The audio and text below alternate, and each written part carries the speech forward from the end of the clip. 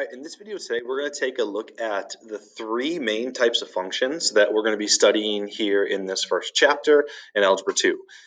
We're focusing on linear, quadratic, and exponential functions. So you should have seen these in the past in Algebra 1, touched on them a little bit in geometry as well, and we're going to do a refresher in this video of these three types of functions. And you can see here, this is on the notes worksheet that you guys have as well. You can just fill this out as you go. The first one we're going to start with is linear. Now, a linear function, when you graph it, it's just going to be a line. And it's going to be a function that looks like this, y equals x. Okay, that is the most basic form of the function. We can call that the parent function at times. But y equals x is a linear function. You may remember slope-intercept form, y equals mx plus b. Those are the concepts that really revolve around this constant rate of change line that we're going to be graphing. Now, some other variations of that function would be y equals 2x or y equals 3x minus 7. Any form of function that just has a single x term like that, a linear x to the first, would be a linear function. Now, let's say we wanted to graph this y equals x function, a linear equation. One way is to use, find the slope and the intercept, but you could also create a table. So let's say, for example, we wanted to have a table with x's and y's and points to plot. Well, we can choose whichever x values we want. And let's just say we want to go -2 to 2 for x's.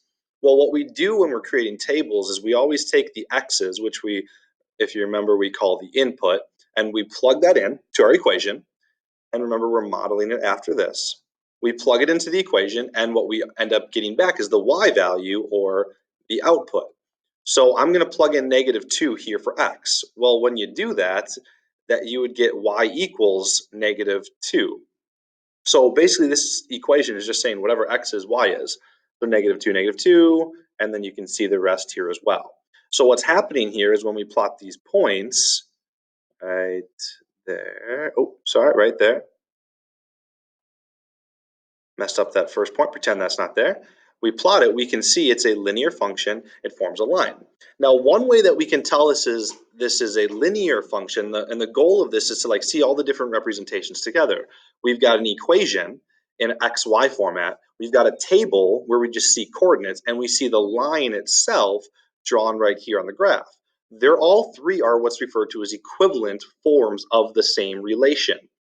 And one way to show that and to look at this table to know that it's linear is if you look at the difference between each of these y values from one to the next, it has a constant rate of change of 1 being added every single time. So it's a constant change, it's going to be linear. Okay.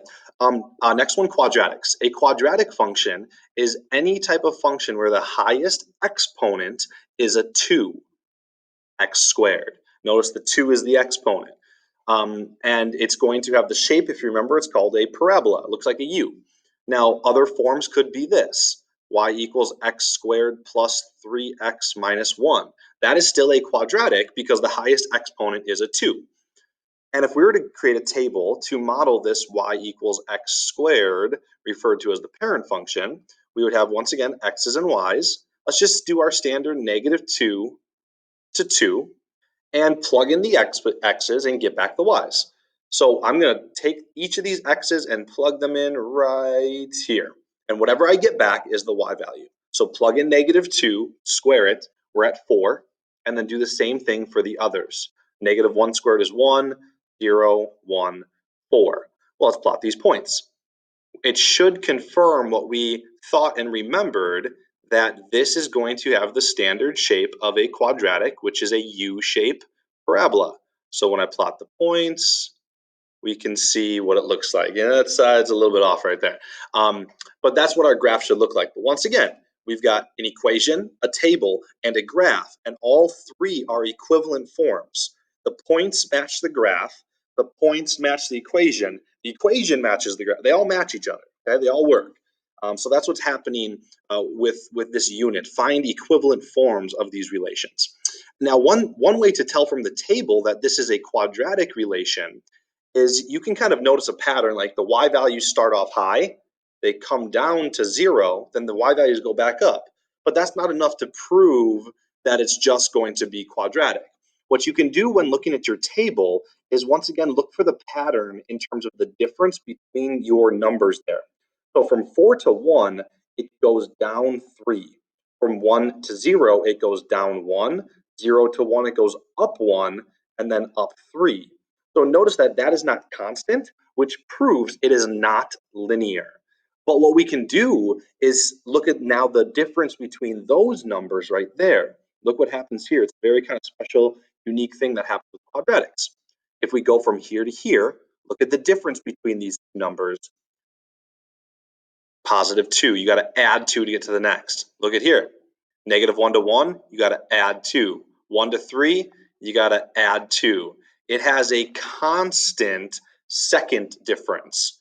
So we can refer to this as like the first difference, the first difference and gap between those y values. This is the second difference right here. Okay, so there's our first two, linear, quadratic, and final one, exponential. So you've heard of a lot of things about things growing exponentially. One thing that kind of grew exponentially that we have talked a lot about in our everyday life is coronavirus, right? This is something that grew exponentially. You could see the data, you could see the trend lines. It started off kind of slow, then it's like, bam, we got a spike. And the whole idea was level that curve off. But an exponential growth, exponential rate of change has that type of shape where it just rises real quickly. That's one form of it. So a parent function, you could say, is y equals 2, and then this is what's different. The exponent is where the variable is, 2 to the x as an exponent. Now, this does not have to be a 2, okay? It could be 3 to the x, 4 to the x, 5 to the x, 1/2 to the x. It could be any number to the x, and it's exponential. Now, variations of this, you could have 2 to the, and you could have x minus 1, and you could have like a plus 4 at the end. So it's still the exponent is the variable.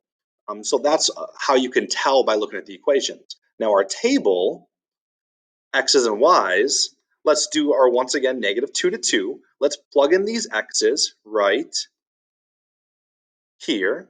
Whatever we get back will be our y value. It's easiest to do the positives and 0 first. Plug in a 0. 2 to the 0 is 1.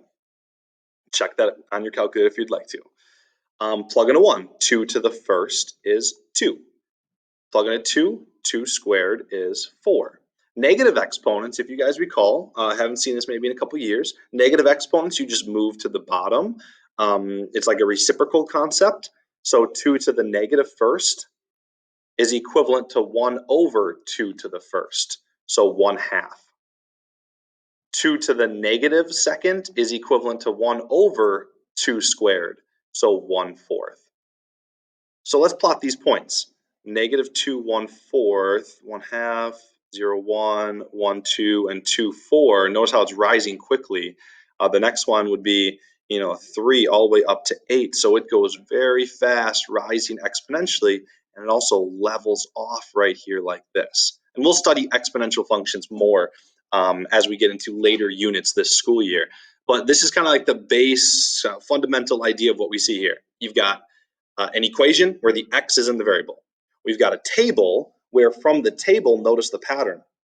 There's no constant number being added or subtracted, but hopefully you guys can see that it's being doubled times 2. From 1/2 to 1, double it. From 1 to 2, multiply it by 2. From 2 to 4, multiply it by 2, which means we would know the next one, it would be 8. And we would know the next one, oh, the 8 should go here. And we would know the next one, it would be 16. So we can see that pattern because there's a constant multiplier, right? There's that constant multiplier that's happening here. Okay, so those are our 3 forms of functions in this unit: linear, exponential, and quadratic. You should be able to recognize the equations, you should be able to recognize the tables, and you should be able to recognize their graphs. All right, that's it for today.